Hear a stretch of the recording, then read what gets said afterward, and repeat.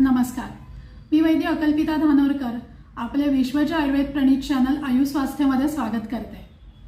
आज आपण बघणार आहोत तेल आणि त्याचे गुणधर्म। आपल्याला बऱ्याचदा प्रश्न पडतो की कोणतं तेल वापरावं आणि तेलामध्ये फॅट असतं का, त्याच्याने कोलेस्ट्रॉल वाढतं का। तर मुळात तेलाची उत्पत्तीच ही तिळापासून झालेली आहे। तिलोद्भवती तैलम असं म्हटलेलं आहे, म्हणजे जे तिळापासून निर्माण होतं त्याला तेल असं म्हणतात। आता सध्या आपण बघितलं तर कोल्ड प्रेस्ड, रिफाइंड, लाकडी घाणा, फिल्टर्ड ऑइल असे वेगवेगळी तेलं जी आहेत ती उपलब्ध आहेत। मग त्यापैकी कोणतं तेल वापरावं बरं? रिफाइंड तेल जे आहे तर त्याच्यावर एक प्रकारची केमिकल प्रोसेस केली जाते, ते उच्च तापमानाला तापवलं जातं, त्यामुळे त्याच्यातले पोषक अंश जे आहेत ते नष्ट झालेले असतात। त्यामुळे त्याच्यात ते वरून ऍड करतात काही वेळेला आणि काही वेळेला करत नाहीत। तर असं तेल जे आहे ते दिसायला आकर्षक, चकचकीत, फार चिपचिपं नसतं, त्याला विशिष्ट वास येत नसतात, ते जास्त काळ टिकतं, त्यामुळे ते दिसायला चांगलं दिसतं। आणि लाकडी घाण्याचं किंवा कोल्ड प्रेस्ड ऑइल जे असतं तर त्याला ज्या तेलबियांपासून ते काढलेलं आहे त्याचा वास येतो, ते तितकंसं पारदर्शक नसतं। त्याची चव जी आहे ती पण थोडीशी वेगळी, म्हणजे त्या तैलबियांची चव त्याच्यामध्ये येते आणि ते ताजं वापरावं लागतं, ते दीर्घकाळपर्यंत टिकत नाही। परंतु हा जो वास किंवा ही जी चव असते ती त्यातल्या कार्यकारी घटकाची असते, त्यामुळे जर तुम्ही वापरत असाल तर लाकडी घाण्याचं किंवा कोल्ड प्रेस्ड ऑइल वापरलं तर ते जास्त चांगलं। फिल्टर्ड ऑइलमध्ये पण काही प्रमाणात केमिकल असतात, त्यामुळे तेही टाळलेलं बरं। आता जर प्रश्न येतो की तेलामध्ये फॅट असतं का, तर हो, दोन प्रकारचे फॅट तेलामध्ये असतात, एक सॅच्युरेटेड आणि दुसरं अनसॅच्युरेटेड। सॅच्युरेटेड आणि अनसॅच्युरेटेड फॅट कसं ओळखायचं? तर सॅच्युरेटेड फॅट जी आहे तर ते रूम टेम्परेचरला म्हणजे सामान्य तापमानाला घन अवस्थेमध्ये असतं, ते थिक या स्वरूपामध्ये असतं। आणि अनसॅच्युरेटेड फॅट जे आहेत तर ते नॉर्मल टेम्परेचरला द्रव अवस्थेमध्ये लिक्विड स्वरूपामध्ये असतं।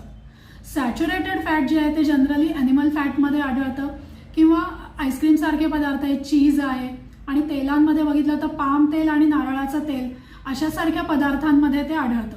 आता ह्याच्या सेवनाने काय होतं, हे पचायला जड असतं आणि सेवन केल्यानंतर ह्याच्यानंतर LDL कोलेस्ट्रॉल म्हणजे बॅड कोलेस्ट्रॉल जे आहे ते वाढण्याची शक्यता असते। आणि अनसॅच्युरेटेड फॅट जे आहे तर ते रूम टेम्परेचरला द्रव स्वरूपात असतं, पचायला हलकं असतात सॅच्युरेटेड फॅटच्या मानाने, आणि ते जे आहे ते वनस्पतीजन्य तैलबिया जे आहेत त्याच्यापासून आलेलं असतं किंवा माशांमध्ये पण असतं।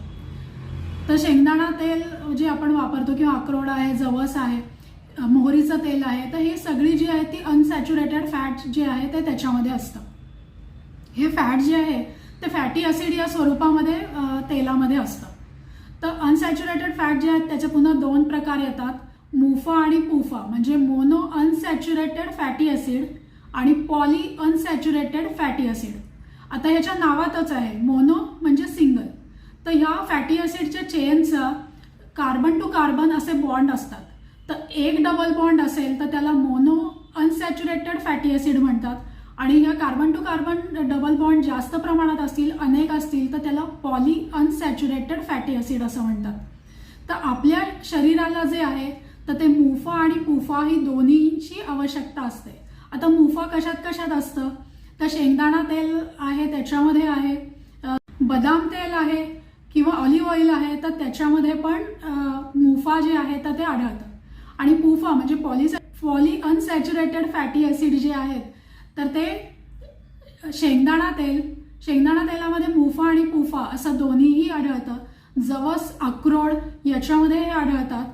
तर हे आपण बघायला पाहिजे की हे दोन्ही आपल्या शरीरामध्ये कसं जाईल ते। दुसरं जे आहे ओमेगा 3 फॅटी ॲसिड जे आहे ते पण पॉली अनसॅच्युरेटेड फॅटी ॲसिडचाच भाग आहे, की ज्याच्यामुळे मेंदूचं कार्य चांगलं होतं, आपल्या शरीरातले पण अनेक कार्य जी आहेत तर ती ओमेगा 3 फॅटी ॲसिड जे आहे तर ते त्याच्यासाठी आवश्यक असतं। तर आपल्या शरीराला हे दोन्ही प्रकारचे फॅटी ॲसिड आवश्यक असतात, त्यामुळे समजा आपण शेंगदाणा तेल वापरत असू की ज्याच्यात हे दोन्ही फॅटी ॲसिड आहेत आणि बरोबरीने समजा अक्रोड खाल्ले, थोड्या प्रमाणात जवस खाल्ले, तर हे दोन्ही प्रकारचे जे फॅटी ॲसिड्स आहेत ते आपल्या शरीराला मिळतात। मग आता प्रश्न येतो की मग कोलेस्ट्रॉलचं काय? तर हे जे फॅटी ॲसिड आहेत ते यकृत जे आहे आपल्या शरीरामधलं लिव्हर, तर ते या फॅटी ॲसिडचं रूपांतर जे आहे तर ते कोलेस्ट्रॉलमध्ये करतं आणि मग ते शरीरामध्ये साचवलं जातं.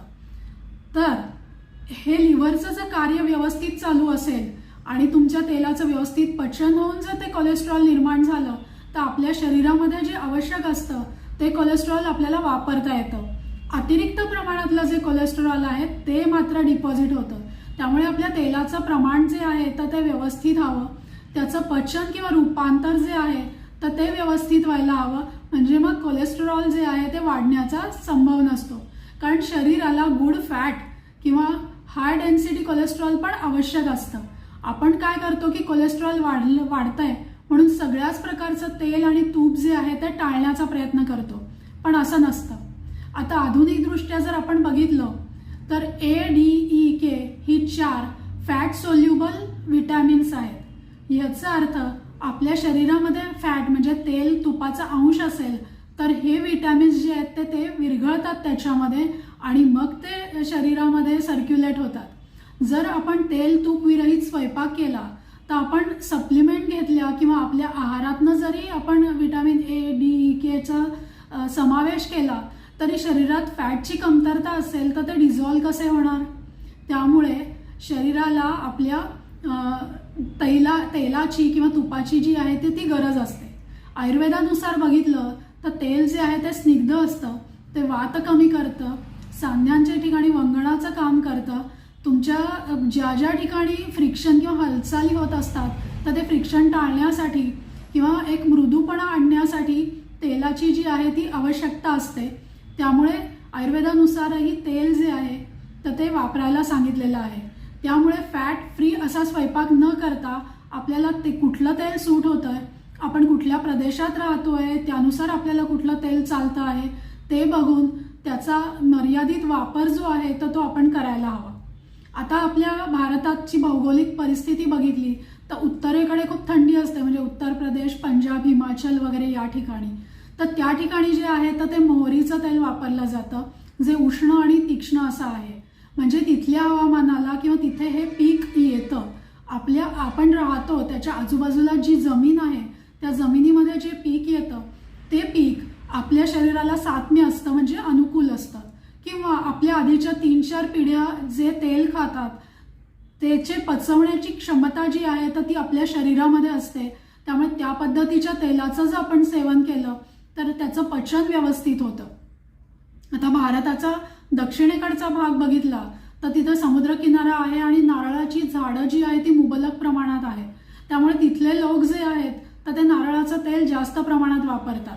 आणि भारताचा मध्य भाग जे आहे म्हणजे महाराष्ट्र, मध्य प्रदेश किंवा गुजरात ह्या भागामध्ये शेंगदाणा तेल जे आहे तर ते जास्त प्रमाणात वापरलं जातं. काही जण नारळाचं तेल पण वापरतात, पण मध्य भारतामध्ये शेंगदाणा तेल जे आहे ते जास्त प्रमाणामध्ये वापरलं जातं. तर ह्या पद्धतीने असं त्या प्रदेशानुसार कुठलं तेल खावं हे सांगितलेलं आहे किंवा त्या प्रदेशात ते पीक उत्पन्न होतं म्हणून त्या प्रदेशामध्ये ते तेल जे आहे तर ते वापरलं जातं.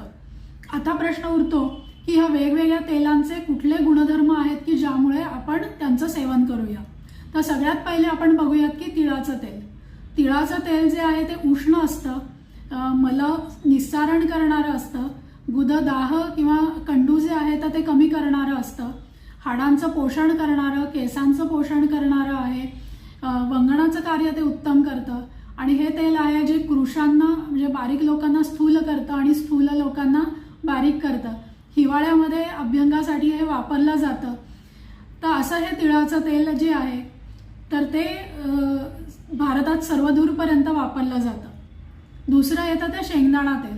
शेंगदाणा तेलाचा उल्लेख हा मोठ्या संहितांमध्ये केलेला नसला तरी निघंटूमध्ये त्याचा उल्लेख आलेला आहे. आणि शेंगदाणा तेलाचे गुणधर्म हे साधारणपणे तिळाच्या तेलासारखेच आहे. तेही उष्ण आहे, चवीला मधुर आहे, काहीसं पचायला जड असं आहे, शरीरात वंगणाचं काम चांगलं करतं, मेंदूला पौष्टिक आहे, पित्त कमी करतं, दाह कमी करतं, रक्तविकारातही वापरता येतं, हाडांची दुखणी, संधिवात याच्यामध्येही याचा चांगला उपयोग होतो. आता शेंगदाणा तेल कोणी वापरू नये तर ज्यांना पचनाच्या तक्रारी आहेत, अपचन, अजीर्ण असं वारंवार होतं आहे तर अशा लोकांनी शेंगदाणा तेल टाळलेलं बरं. आता पुढचं तेल जे आहे ते नारळाचं तेल.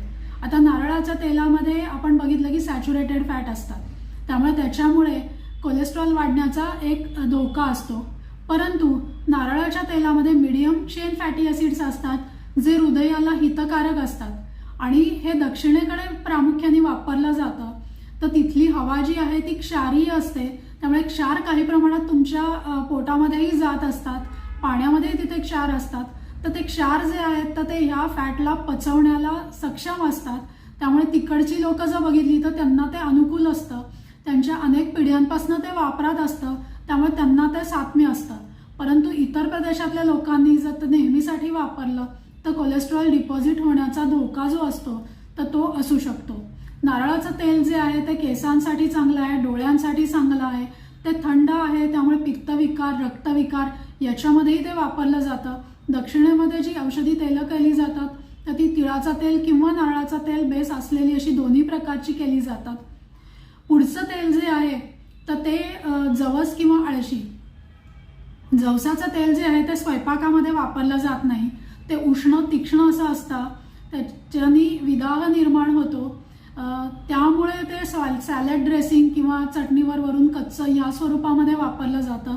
थंडीच्या दिवसातच वापरलं जातं. ज्यांना पित्तविकार आहेत, रक्तविकार आहेत, त्यांनी जवसाचं तेल जे आहे तर ते वापरू नये. मोहरीचं तेल. मोहरीचं तेल हे आपण मगाशी बघितलंच की हे उष्ण तीक्ष्ण आहे. तर ते खाज येत असेल, त्वचा विकार असतील तर तिथे लावण्यासाठी उत्तम आहे. त्याच्यानेही केसांची वाढ खूप चांगली होते. सांध्यांच्या ठिकाणी अडकल्यासारखं होत असेल किंवा दुखत असेल तरी तिथे मोहरीचं तेल जे आहे तर ते वापरलं जातं. उत्तरेकडे हे सर्रास स्वयंपाकासाठी वापरलं जातं, पण हे उष्ण असल्यामुळे तिकडच्या थंड हवेला अनुकूल असतं, त्यामुळे ते त्या लोकांना साम्य असतं. नंतर येतं ते ऑलिव्ह ऑइल.